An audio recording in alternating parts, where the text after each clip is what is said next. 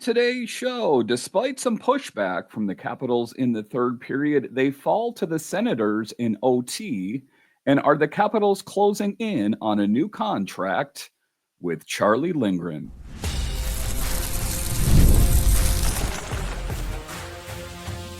Your Locked On Capitals, your daily podcast on the Washington Capitals.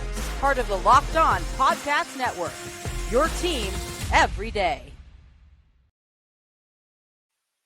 Well, hello and welcome into this edition of Locked On Capitals, part of the Locked On Podcast Network, your team every day. My name is Dan Holme. I've covered the Capitals for the last 3 seasons for Locked On and various other outlets before that. I'm also the host of the weekly show called The Capitals Minutecast, available wherever you find your podcasts. Today's episode is brought to you by our friends at Game Time. Download the Game Time app, create an account, and use code LOCKEDONNHL for $20 off your first purchase. So in this edition of Locked On Capitals, we talk about the Capitals as they try to stage a comeback in the third period, but ultimately fell short as they fall to the Ottawa Senators. And what is my big takeaway of the game is the Capitals appeared fatigued, and this Senators team is a really good team. It's not a team that's really on the radar of a lot of people that don't follow the Senators that close, but if you watch the game tonight, it is apparent that team has a lot of potential and ultimately took it to the Caps. What went wrong in the game? I'll talk about that. A little bit later, I'll talk about the Capitals are in first place. Should they add to the roster, or should we just go into the rest of the season as is? I'll talk about potential options, weigh out the options, and what would it mean for some of the younger talent on the Caps. And then in the final segment, I'll talk about the Capitals potentially closing in on a new deal with Charlie Lindgren. But just to get it going here, a tough game to watch. And, in the first period, it was pretty uneventful. But in the second period, the Senators really took it to the Capitals. The Capitals struggled with zone entries. They struggled with passing. There were odd man breaks for the Senators that the Capitals were reeling in the second period. And like I talked about off the top there, if you are just a Capitals fan, say you're not a fan of the NHL at large, maybe you're not familiar with the Ottawa Senators, but if you had no preconceived notion of what kind of team they are, you would think that, wow, this team is really good until you see the name. And then you're like, wow, that Senators team is that good. They were that good, cycling, generating a lot of opportunities, and ultimately took it to the Capitals, one of the better teams in the NHL. So I think the Capitals need to lick their wounds. I think they were ultimately fatigued, but next on deck is the Winnipeg Jets returning home for some home cooking. So ultimately, the Capitals can turn things around. But let's dive into the game tonight. So like I said, it was a tough one. You could really feel the fatigue weighing on the players as they took the ice Thursday night. And unfortunately, it was a case of struggle to forget and how to overcome in this game is that, the Capitals did win in the last time they played the Ottawa Senators, but it was a similar game in the regard that there was quite a bit of pushback from the Senators in that game as well. That held true in the game tonight as that team was really dialed in. And to be fair here, the Capitals did not do themselves any favors by spending a lot of time in the penalty box. But to be fair here, Ottawa also spent a substantial amount of time in the penalty box as well. But the highlights of the game, there were some in a game that was tightly contested. Alex Ovechkin and Dylan Strome both stepped up in a big way.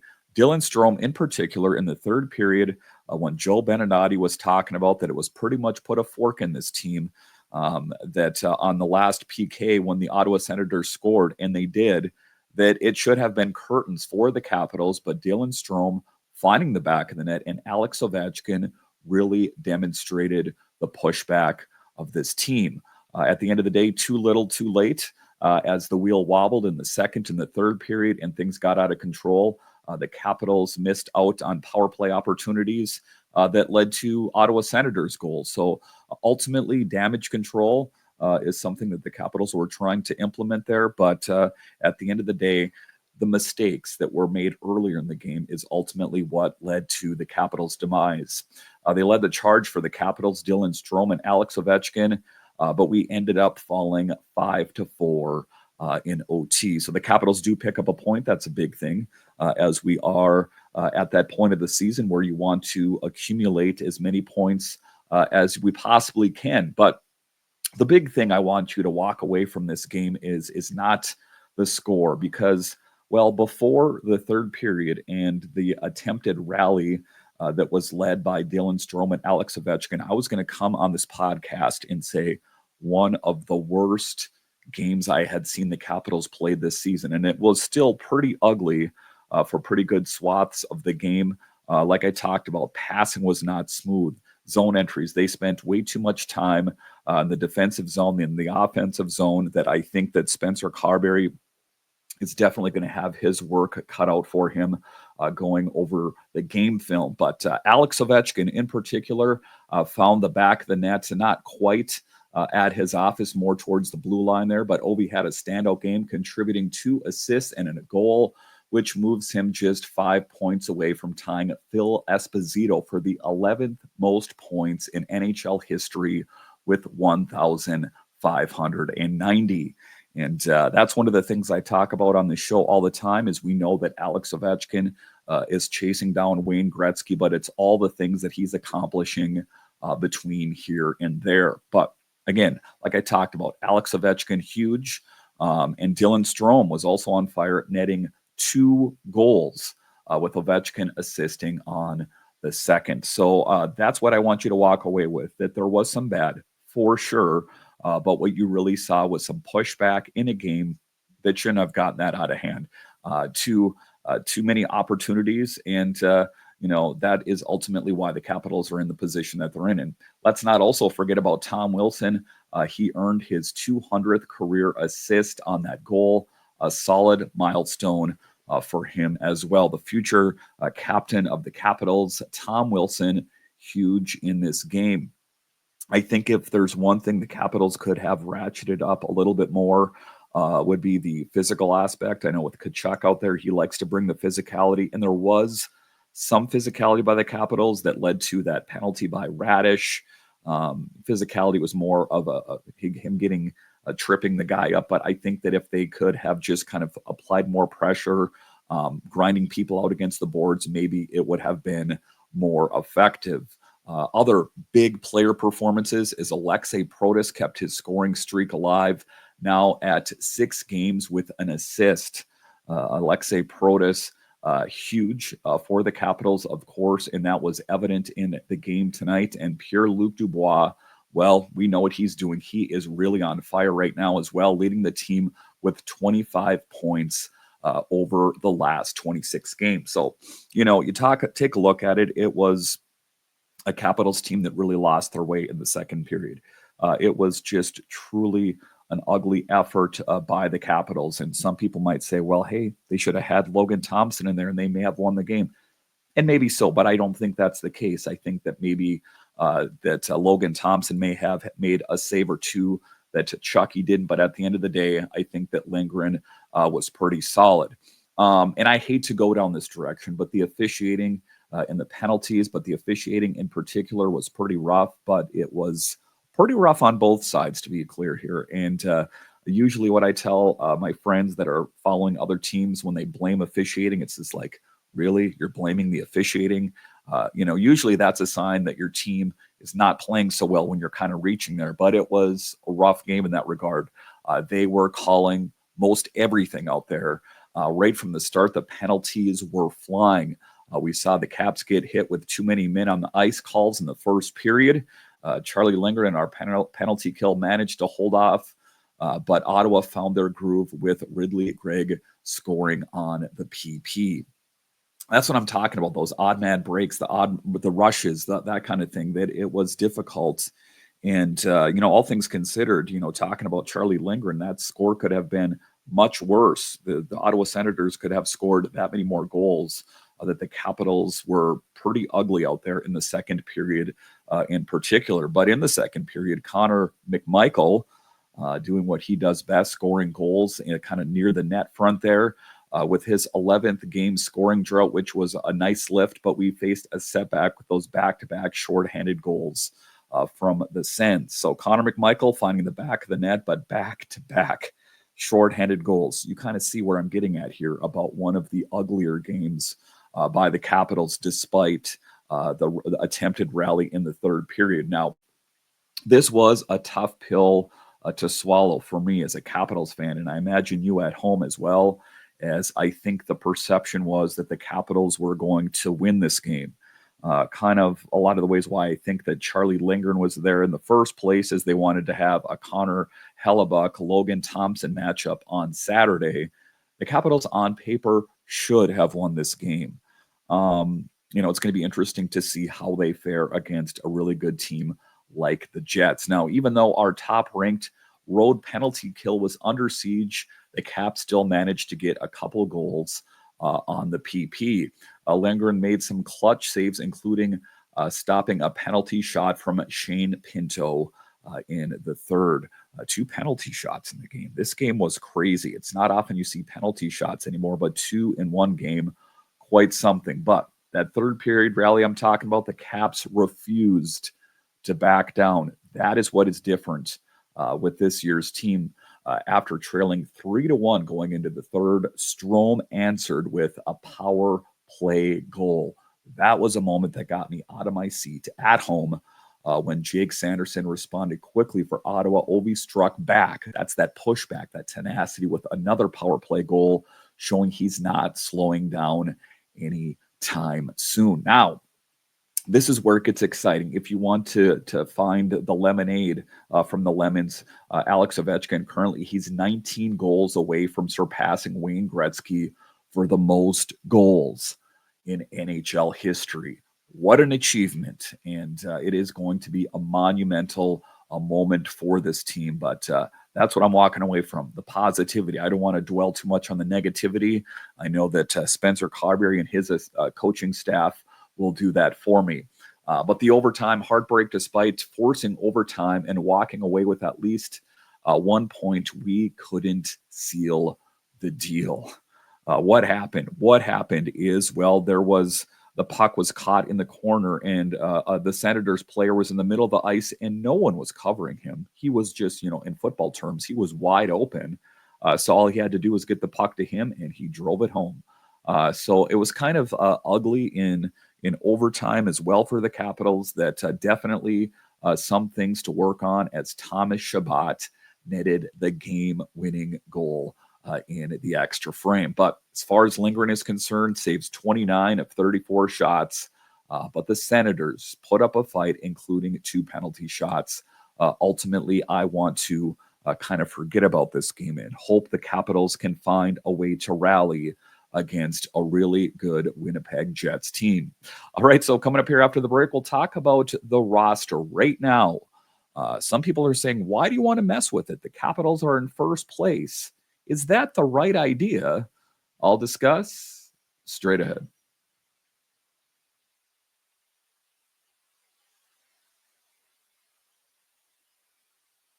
Attending NFL playoff games is an unforgettable experience that brings fans together. I remember the excitement and energy of a playoff game I attended last year, and I'm looking forward to making new memories this season.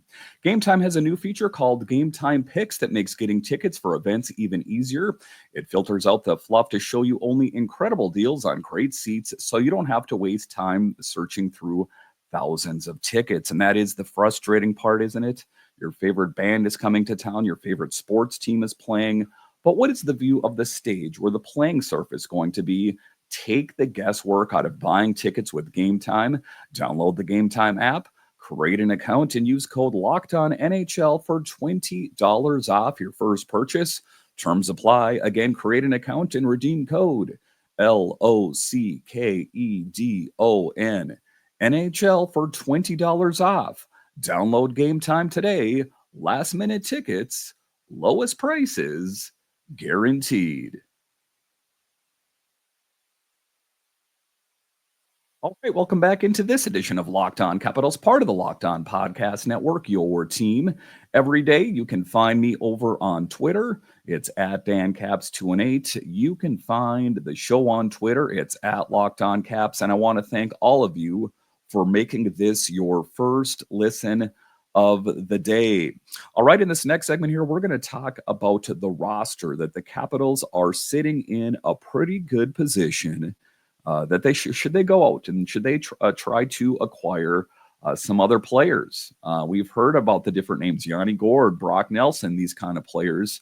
Or should the Capitals stand pat with where they're at right now? Now, I think the thought process about that the Capitals shouldn't make any big moves emanates from that they're in a good position right now with the roster for the most part healthy and intact. Things look good. But what would happen if a star player or two got injured? Say Alexei Protas got injured. Say PLD and Alexei Protas got injured at the same time. Say Dylan Strome and Tom Wilson got injured at the same time. Say John Carlson faced a major injury. That could definitely change the fortunes of this team in a hurry. Not to mention a potential injury to LT or Charlie Lindgren. And some people would point to the fact that the Capitals were able to weather the storm minus Alex Ovechkin. But if you watch the games, you know that this team is built now to score around Alex Ovechkin. He scores a lot of goals, but we found what did we find in his absence is that this team can actually score goals in his absence. Now, I would say one of the most impactful players that could be minus or subtracted from this lineup would be Pierre-Luc Dubois. We see how huge he is. Could you imagine this Capitals team right now minus Pierre-Luc Dubois? How about Alexei Protas, Tom Wilson, those kind of things that I think if the Capitals were wise, they would try to restock the cupboard with some good options. Now, you could say, hey, they got talent down in Hershey. Oh, wait, you mean Ivan Miroshnichenko, Hendrik Slotpaper? Oh, we already saw those players. We know what we have in them. Save Ethan Frank. I think that what we have in Hershey is good, but it's not good enough to plug the holes that are on this roster. Now, to widen the lens where it gets a little bit complicated is chemistry, team chemistry. That is something that's not easily quantifiable. That is not something that you're going to see on the back of team stats or the back of a hockey card, but team chemistry is huge. And if you want to see that exemplified, look at the relationship that Pierre-Luc Dubois has with Tom Wilson. And PLD talks about all the time that he felt at home the moment he came to this team, and ultimately how that turned around his career in a lot of ways. That a lot of people kind of had him left for dead, like, oh my God, he just blew it with the Kings, after he got that big contract. Look at him now, a key cog in the machine for the Capitals, for sure. So it is one of the things that is kind of a tightrope to walk is team chemistry. Now, some people might say, well, what is that going to mean for a player like Ethan Frank? What is that going to mean for a player like Jacob Vrana? And to that, I would say, whoa. Are you a fan of the player or are you a fan of the team? Because if you're asking me, I am a fan of the Capitals and I want the best player out on the ice. Some people might say, well, if they went out and, traded for Yanni Gourde or this or that forward, well, what is that going to mean? What that's going to mean most assuredly is that a guy like Ethan Frank is going to have to get sent back to Hershey. But are you really that concerned about Ethan Frank getting sent back to Hershey? I think that you would forget about that had the Capitals won a Stanley Cup. I don't think that there's going to be a Capitals fan at the end of the season that said, hey, the Capitals didn't make any moves. They didn't make it to the playoffs, but Ethan Frank really got some good playing time in there. So it is a difficult position for the Capitals on what to do. I think that Chris Patrick, he did mention that he does want to go out and acquire some more players. And he did say that it had nothing to do with the Rantanen and Taylor Hall deal. I don't believe him. I think that that was definitely a sign of how serious that the Carolina Hurricanes were, that they want to be contenders. They are right behind the Capitals in the standings. And I think that there was probably a thought process or maybe a conversation with, Brian McClellan or Ted Leonsis about, hey, we're good, but how good are we? You take a look at Brian McClellan. He did the hard things. He assembled a roster that was good right out of the gate. What we need to do now, and what Chris Patrick needs to do right now, is to make sure that this roster is ready to weather a storm. That there is going to be an injury. You take a look at the team as is right now. Do you think that this team is not going to face any serious injury between now and the end of the season? I really hope that's the case, but ultimately, at the end of the day, I don't think that is the truth. So, despite the fact that the Capitals may have to give up a player or two for a rental, I really hate rentals. I really do. But the Capitals are in a position that they haven't been in quite some time, and that is on top of the pack, leading the pack, front runners to do truly great things this season. And why is it of utmost importance right now? Well, the fact that Alex Ovechkin is under contract this season, next season, and then after that, that could be it. Now, it gets a little bit more complicated as well, as the thought is that Ryan Leonard will be joining the team at the end of this season as well, depending on what Boston College does. So it is also leaving a roster spot, I guess you could say, open for him as well. At the end of the day, I do think that the Capitals do need to go out and restock the cupboard, if you know what I mean. Say the blue line. Say John Carlson got injured. Is Dylan McIlrath or Alexiev, are they going to step up and play as big of a role as John Carlson? Don't really think so. The Capitals don't have anyone internally that can fill the void of a PLD, of an Alexei Protas, and Alex Ovechkin, that despite the fact that this team is playing very well right now, you need to have that 30,000-foot view of this team and know that we need to plug in players here and there, depth moves, even though they might be rentals, even though we might have to give up something for the greater good of this team. All right, so coming up here after the break, we'll talk about Charlie Lindgren and the rumblings out there that the Capitals are, in fact, getting closer and closer to working out a deal between the Caps and Charlie Lindgren. Crazy. Is there any truth to it? And what are my thoughts on the whole thing? I'll discuss straight ahead.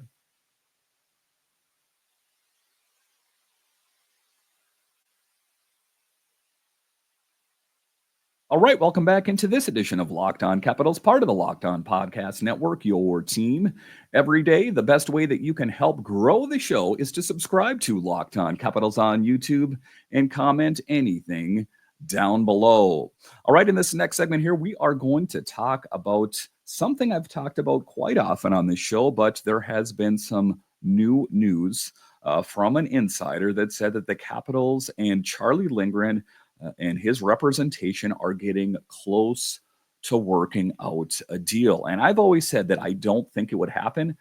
What I have said as well is if that Charlie Lindgren is willing to accept less than potentially he could get on the open market, then there is the possibility that he could. But ultimately, is it the right idea for the Capitals to invest so much money in netminding with the understanding, and I know that the cap is going to go up. What is that going to mean? Are the Capitals going to have enough money for Jacob Chychrun? Are they going to have enough money for Nick Dowd? These kind of players, those are the ones that I think they should prioritize.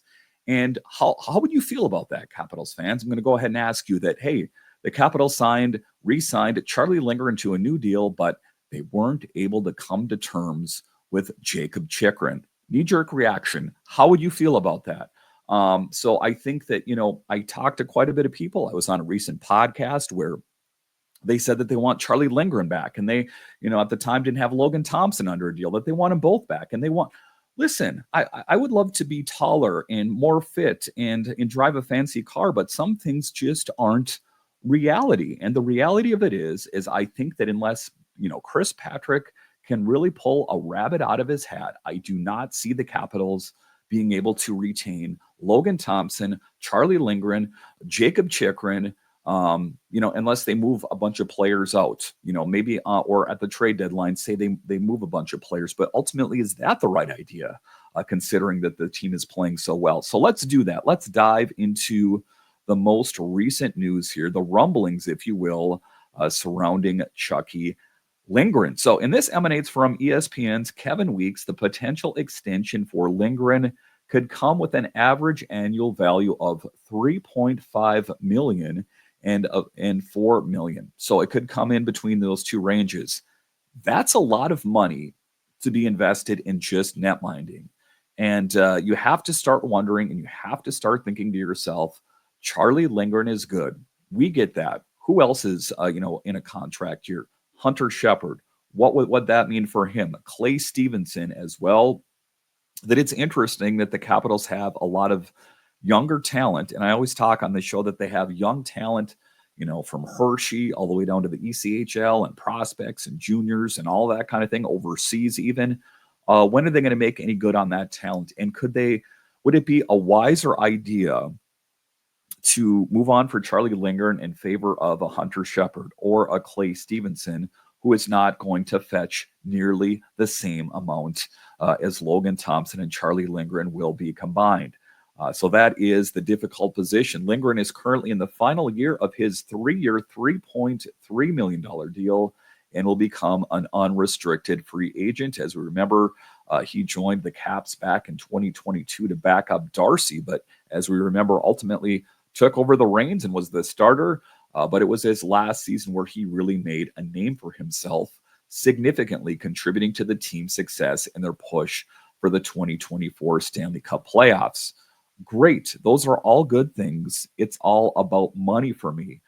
Lindgren has played 24 games, boasting 11-10-3 record, or excuse me, 11-10-4 record, 11-9-4, updated with a game, and a .903 save percentage. So it is an interesting position for the Capitals to be in right now. Again, I think that if they could come to terms with Charlie Lindgren and say he is willing to accept a deal that is not what he, maybe he could get a whole lot more. And if I was him, ultimately, I would test the open market. I know that he likes playing with the Capitals. I know I like the Capitals. I'm a fan of the team. But your time playing hockey is so limited. Why wouldn't you go out and try to maximize your return? Now, while his numbers might not blow you away compared to last season, it's important to note he's still making a crucial saves and is considered a valuable presence in the locker room. Another thing that's not easily quantifiable is locker room presence. For me, I think that the Capitals should not do this. They are investing a lot of money in netminding when they need to widen the lens and try to fill all the roster holes. Now, if Lindgren does sign an extension, it could really shake things up for the younger guys. I think that might be interesting for a guy like Hunter Shepard, who was the heir apparent before Logan Thompson got signed or traded for last summer, that he is in a contract year. And I know that, there's been opportunities for other people to scoop him up. But I think that could very well spell the end of Hunter Shepard in Hershey unless he in fact signs a new deal. If I was Hunter Shepard at this point in my career, I would definitely try to go out and get an NHL contract anywhere.